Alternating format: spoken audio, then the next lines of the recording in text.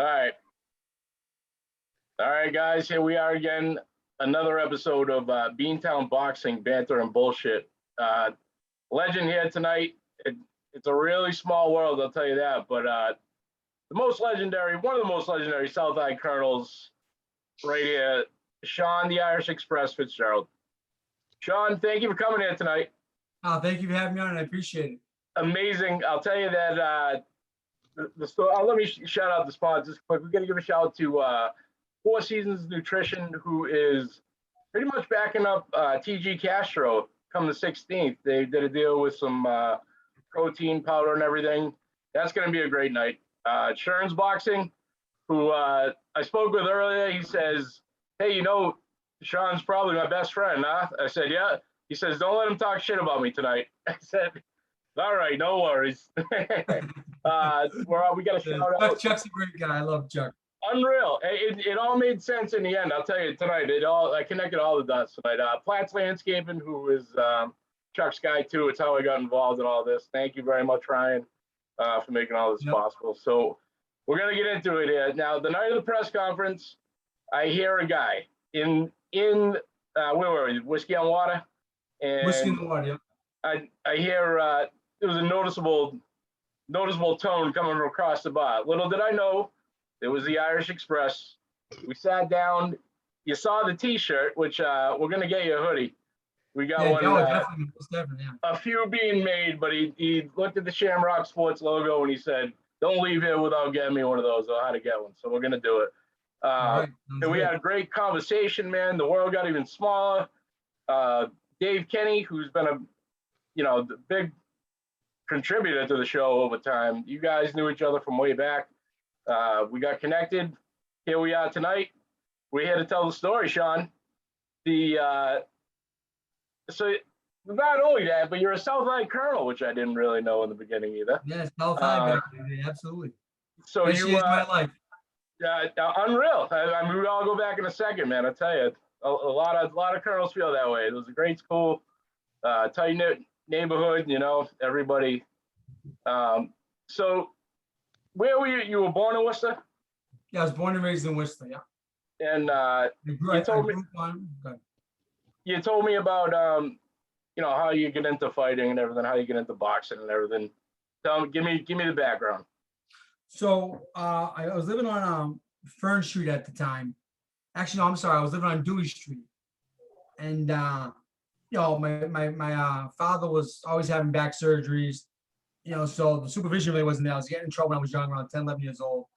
I was going down the Beaver Brook swimming park. Remember Beaver Brook? Oh yeah. Swimming pool down there. Yeah. And I happened to get in a little trouble. Some guys grabbed me from the pool. We went to Capitol Toys across from Foley Stadium, and the window was broke. I remember this is so funny, and just like you look back now, wow, I can't believe I did that. Yep. We loaded up 3 or 4 carriages with toys, and those guys took off. So they made out like a bandit. Here I am, a little kid pushing this thing across the park into the Beaver Brook swimming pool area. I tell the life guy to watch my toys. And I'm swimming like no big deal, right? And then the police came in, obviously, and they seen that the carriage was there, and they waited for me to come out of the water. And then, I got in trouble. I had to, my father's grandmother, she helped out with the fine that we had. And the rest is history, man. I started going to the Boys and Girls Club, and that's where it all started. It was trouble on the way home from school or something like that. I remember you told me a story that kids came across the street. That's where you ended up forming your bond with the kids from the Ionic Ave and everything in the neighborhood. Oh yeah. So like I remember, like, I was walking down Main Street at that time. I was like, what? At that time I was still 12, 13. I was gonna get into a fight.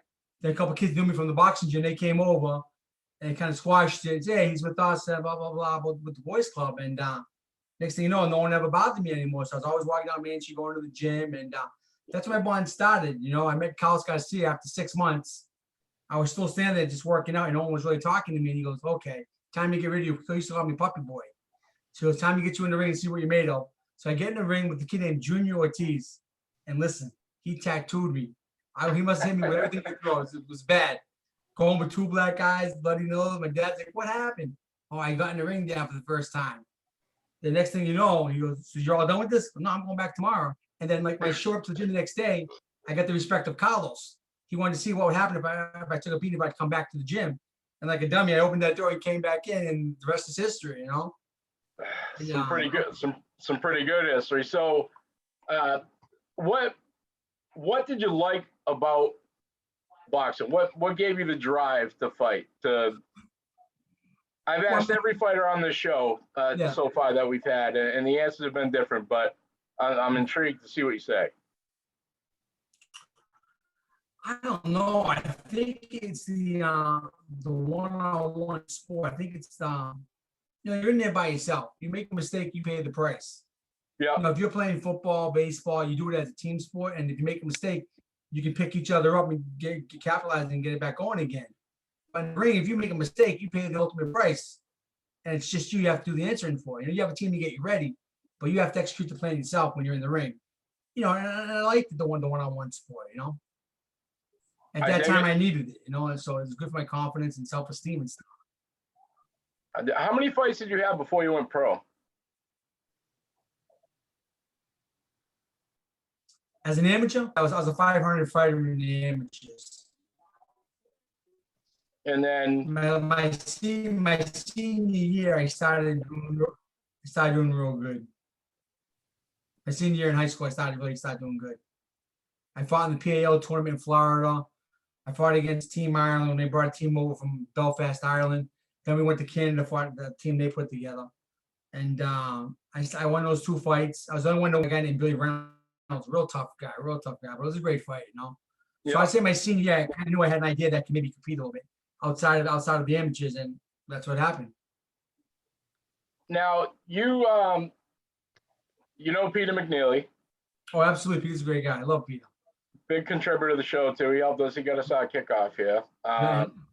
We've discussed boxing through and through, and I don't want to do the same thing that I almost did to him, but the Duran fight. I mean, from start to finish, that was incredible, man.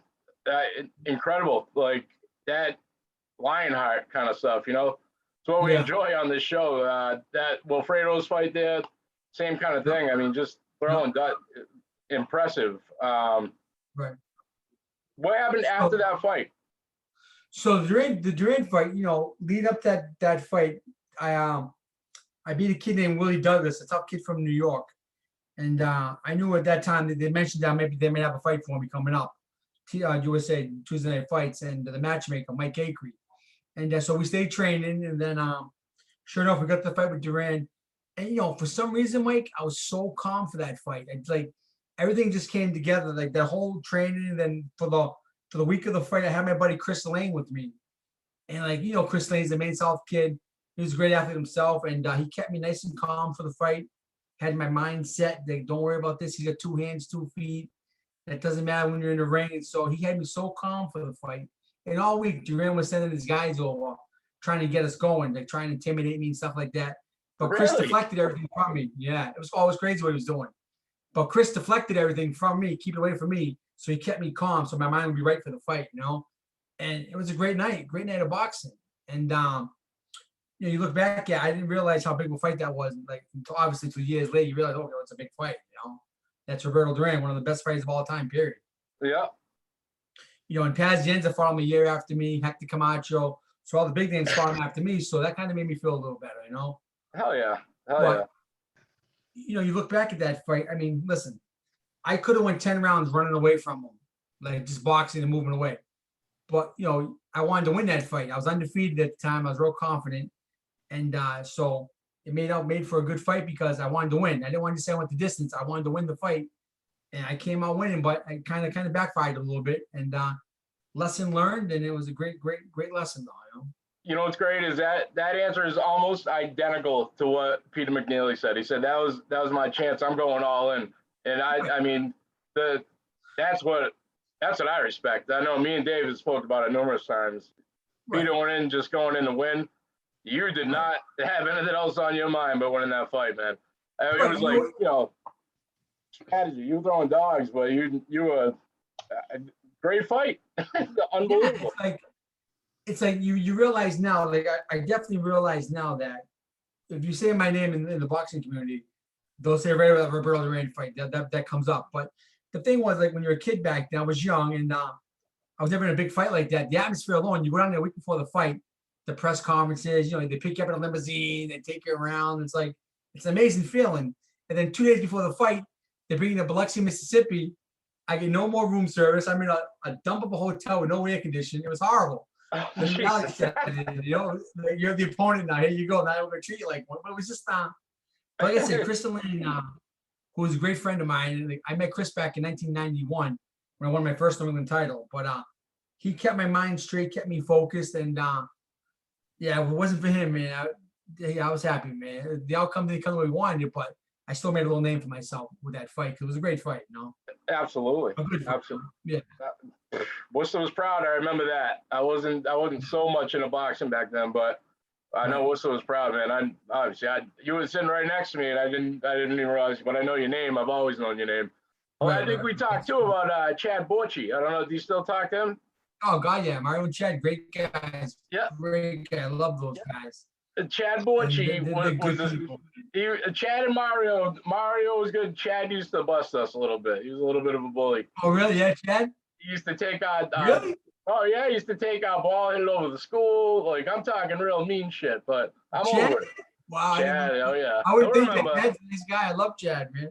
Love Mario too. Great athletes, by the way, too. Unreal. Yeah, I'll tell you that. yeah, I was surprised, and they were, a few years older than me, but it was way back. And I never. Did Mario play football? I think he might have played football. Mario played football, and he also was a quarterback in the park leagues, and they had a great team that won the Super Bowl all the time in the park leagues. So he was a nasty quarterback for the Park League, and what was it? All the Wallaces. Another great family, great athlete. Oh my God! Yeah, they dominated that league, man. I'll tell you.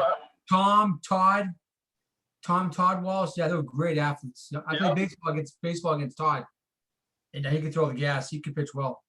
Did you play Maine South, Ty Cobb? No, I played in James O'Brien, and then we went to Crompton Park for Babe Ruth. Then I played a little bit at South. I played baseball at South High with the Creamers. But speaking of great athletes, the Creamers were unbelievable athletes too. Jerry Kramer. I got to get in touch with him and I have to have him on the show, man. He's a phenomenal talker. Yes. He had my back in high school, man. I had some issues, but he definitely had my back. I know. Good dude. Good dude. Their father's a great guy. Jeff, John, Jerry. I won't say nothing bad about those guys. Yeah. You talk about being an athlete. You talk about Jerry. Jerry was a great baseball player, left-hand pitcher. Went to Florida Gators, and unbelievable athlete, right? So you fast forward to I think it was 2010 or 11. Me and Keith Mancini ran the show at Union Station. Jerry was fighting.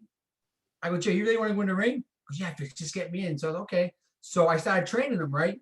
Yeah. And you could see the way that he paid attention to detail. You would tell him how to throw a jab, and so all he would do was practice till he had it perfect. So you could see like why he became the athlete that he was, because he just paid attention to everything he told him. He's like he worked so hard at it. Yeah. And he could have been another good fighter. He was real good too. He was a strong kid. Yeah, he's a giant dude. He's I mean, he's got some great stories too. I'll let him tell. But I'm sure he does. I'm sure he does. Fantastic. That's so funny. When he first came to the South, I was in in-house suspension like pretty much every other week. That's where he started. And my Coach Hull, he was also the in-house suspension teacher there. So we had them. But it was funny because the teacher that left was our teacher. And Jerry came in and took over the class in Spanish. Right. Next to Freddie, Freddie Leon. Freddie Leon, good guy. I love Freddie, man. Yep, I'll tell you that on that tribute show, Freddie was awesome on that, man. He's got big gyms. The last bottle of whiskey had in his apartment when he passed, but he made it into like a tribute, Yeah, Jim was a nice guy, man. Jim had a big heart. Nice guy. He's our brother. He was absolutely our brother, man. So South High, you were there in the tough time too when the kid got killed, all the mayhem and all that went on. Listen, so talking about Jerome Johnson, and like I'll never forget that day. It was so sad. It was in March, and so me and Jerome that year he passed away, and we were We went to Florida together. Then we went to Canada together. Then went in Boston when Ireland came up. So I spent the whole entire summer with him every day training. And we had a nice tight bond then. And you want to talk about a real gifted athlete. He was unbelievable. That's what I heard. Yeah, That's what I basketball. I mean, he was unbelievable. Basketball, boxing. He was a child fighting men and pros and just beating them up like it was nothing. He was a very, very good fighter. And yeah, it was so sad. So that day he passed away when he was murdered in school. He cut class and he was playing basketball with me. And Miss O'Connor came and said, Jerome, you can't be here now. You know, you're not supposed to be in this class. So he shook my hand, Mike, and he said, hey, Fitzy, pick me up for the gym. So I'll pick you up, Jerome. And, 2 minutes later, next thing you know, school gets locked down. And then the word travels real fast that he was stabbed in the neck. No one knew that he was passed at that time yet. And then, time was going on.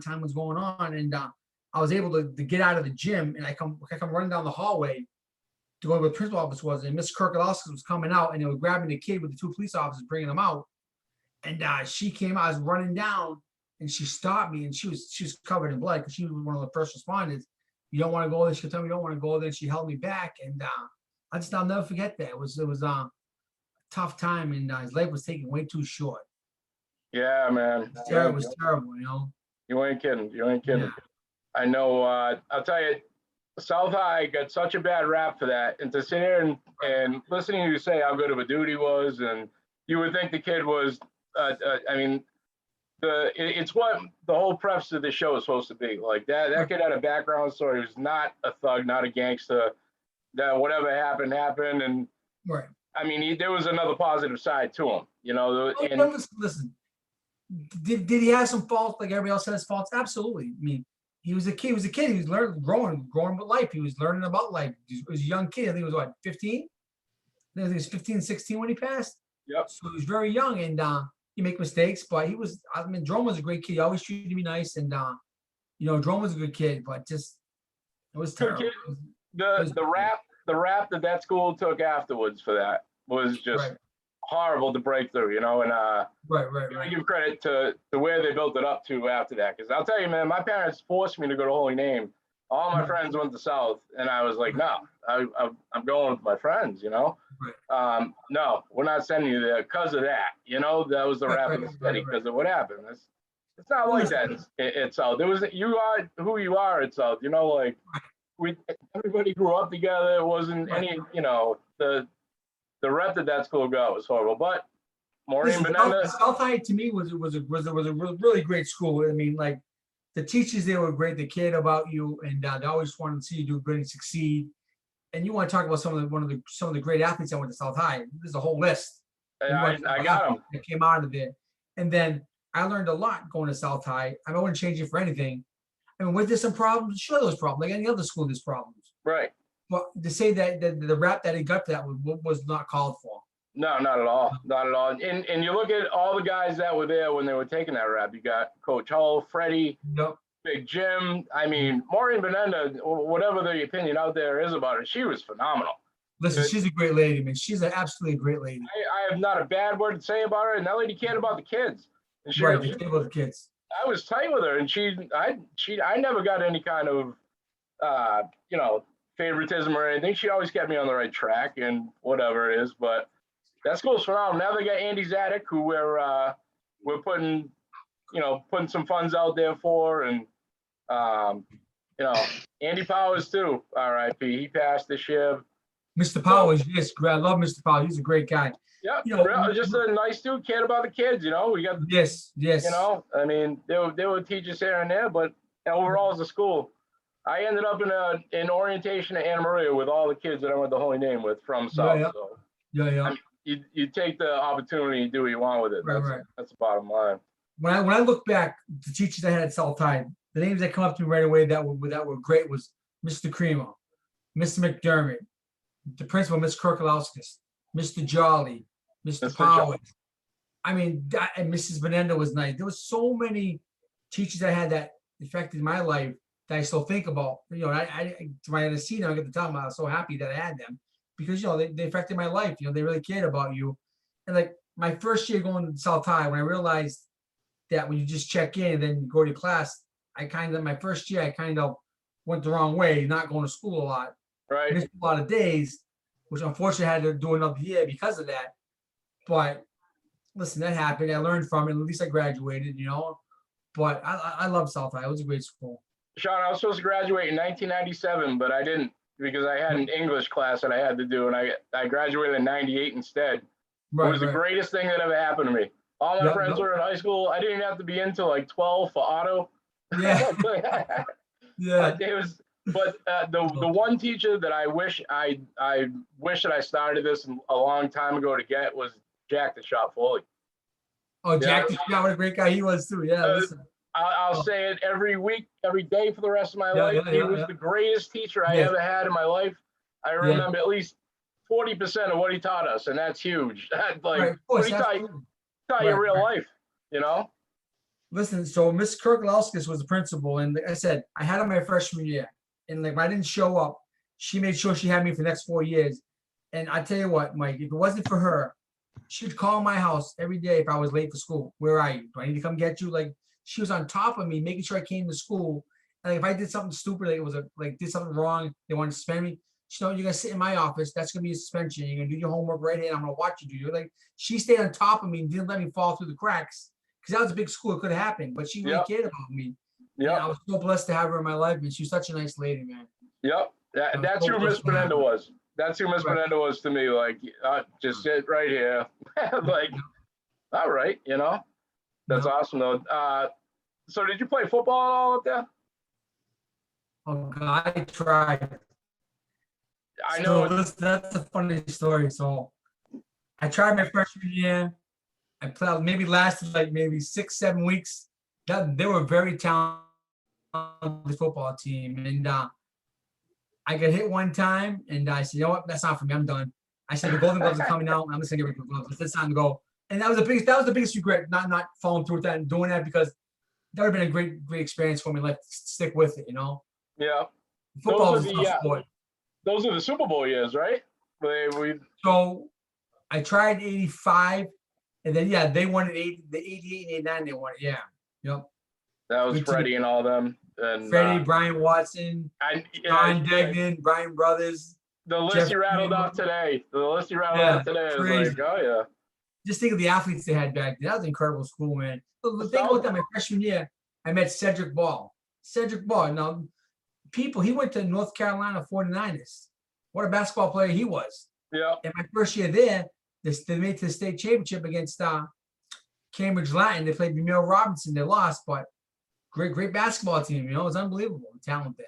Was Ewing up there? Or they missed Ewing, right? They missed Ewing, yeah. They played against Ramil Robinson that year.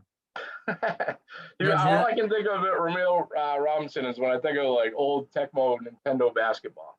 He was great on there. I mean, he was he had a decent career, but of course he was. Yeah, that's nice. Yeah, absolutely. Went to Michigan. Yeah. Yep. Crazy. So we seen you at Jose's fights there. You were with Popeye. What's your outlook on him? So my friend John Scully, who's a former world light heavyweight contender, fought for the world title a couple of times, he called me up and said, Sean, are you around to work Popeye's corner with me? I need someone to do cuts. I said, sure, John, I'll help you out. Popeye is good. He's I think he's 21-1, 21-0 right now, or 21-1. I think he's undefeated. Yeah, he's not bad. He looks okay. He's got the part down playing Popeye. Unreal. I mean, that's worth the price of admission in itself. I think he knows that, but if he keeps going, man, I know he was throwing hard. He's got that phantom knockout punch. That's for sure. Yeah, absolutely. You don't keep your head on a swivel. That's it.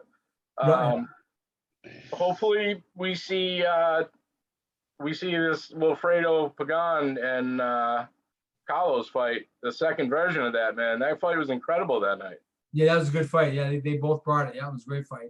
1,000 punches, I'd have to say, thrown. Was that the best fight of the night that night?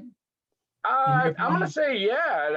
I mean, it was the loudest, most exciting. We had great seats for that, me and Dave. So you guys did. He's right behind the ring. It was awesome. Yeah, I think Bobby's fight was really good. Bobby Harris fought that night. Absolutely, yeah. Yep, that was good. That was a good fight. To be honest, dude, the worst fight of the night was the main event. That dude, Yeah. like, I know that's probably unpopular, but it was almost painful. Every other fight was like a half hour. I held the camera for that thing for 59 minutes. But no, I was like, Jesus Christ! Yeah, Like, so right, these guys are huge. I'm expecting a big knockout. There was right. no like big. I Yeah. seen harder punches in the other. And the heavyweights too. Heavyweights, you got to bring it. It's such an exciting division right now with all the big names that are in it.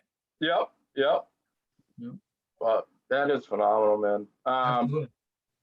So when's your comeback fight, brother? Oh. I mean, all these guys are coming out of retirement right now. I retired in 2001 and I stayed retired. It's not over. You look phenomenal. I'm telling you, you look spry with the press conference when I saw you. You ran up those stairs to the ring. You know what you're doing.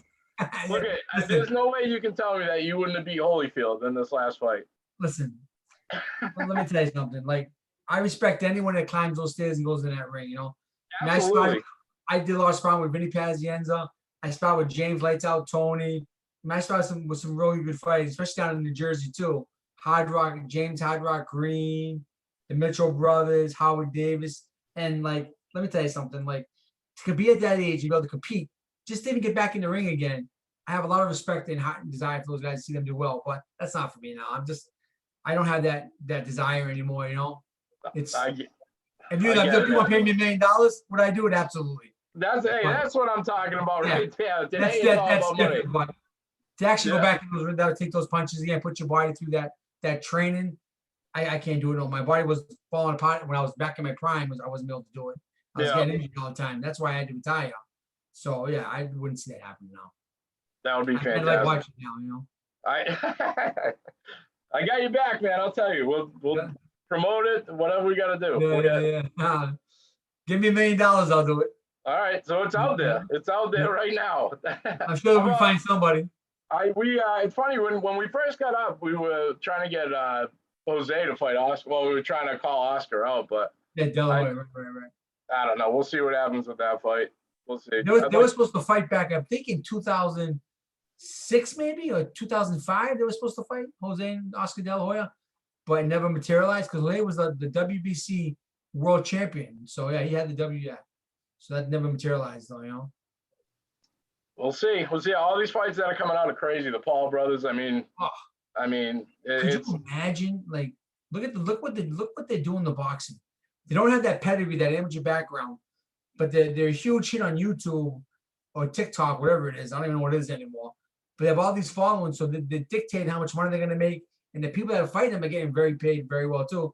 I wouldn't mind fighting Jake Paul for some money. That'd be nice. All right, here we go. Now we're talking. Okay, I mean, that's really, it seems like it's the name of the game. Yes. It's money, promotion, all that, but it's all about the money right now. Yeah. You look back, like, it's like a fraction of a fraction that you actually get to win a world title. Think about that. That's what's amazing about Jose Rivera. He won the world title twice, the WBA twice, and then he won the IBO first. But to actually say you're a world champion, you have a better chance of getting struck by lightning than winning the world title.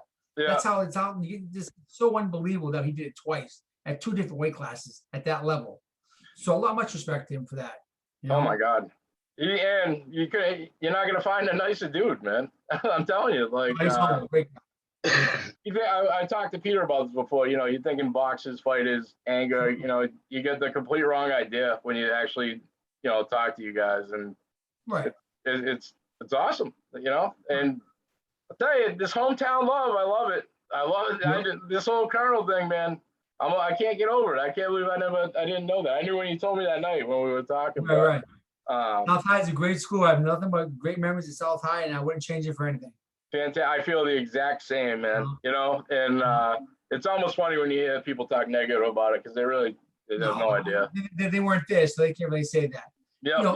Every school had their problems. Every school had their issues, and I mean, it all worked itself out. The teachers did. I never went to school feeling unsafe before that drone incident happened. I never went to school feeling unsafe, and I always felt comfortable there. I wasn't afraid to be in school. It was a big school, don't get me wrong. You get lost in the cracks real quick. It was so big, but I felt safe there. And I felt bad for the teachers that had to get all that negativity and comments about them saying they weren't protecting the kids which was totally the opposite because they were protecting the kids. And I felt bad because there was some great teachers there, like I said earlier, you know. You want to talk about feeling safe? That my years were when Big Jim's at the helm. Yeah, he's a big guy. Yeah, I mean, Yeah, crazy. so also, so the pedigree lives on. Dave was telling me, Yep. your son. So I have my son went to my oldest one went to UMass. Now he's back. Now he's at Quincy. Wants to play baseball. He's a catcher, so he's doing good. I'm happy for him. And my son Owen's a senior now at Auburn. He's a football player, so he's doing good. Starting to get some schools get a little interest into him. So we'll see what happens. You know, they're good athletes, but most importantly, they're great in school. They get great grades. So I'm blessed. You know.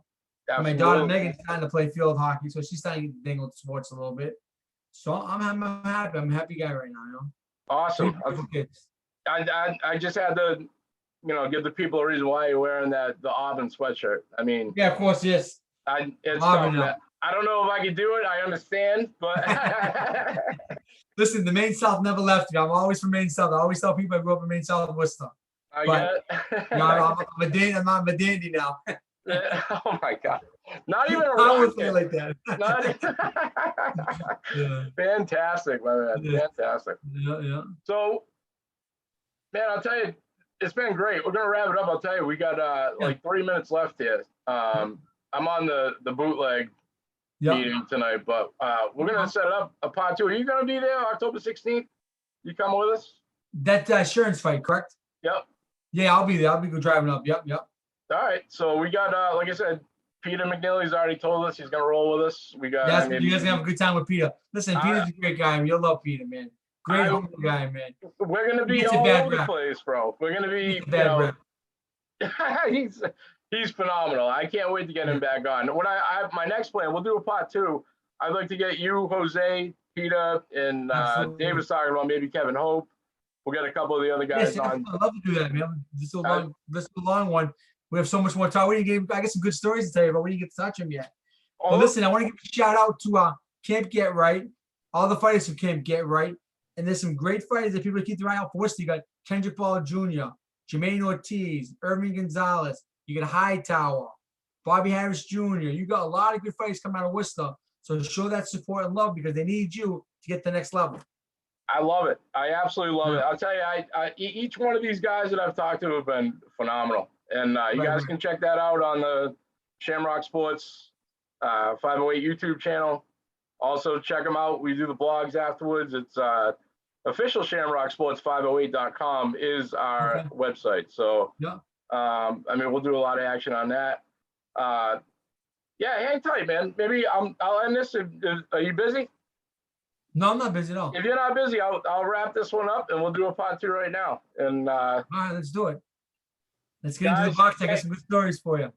So look I love a cliffhanger too. That's fantastic. All right. So pay attention for part 2, guys. We're gonna end this one. Thank you for tuning in.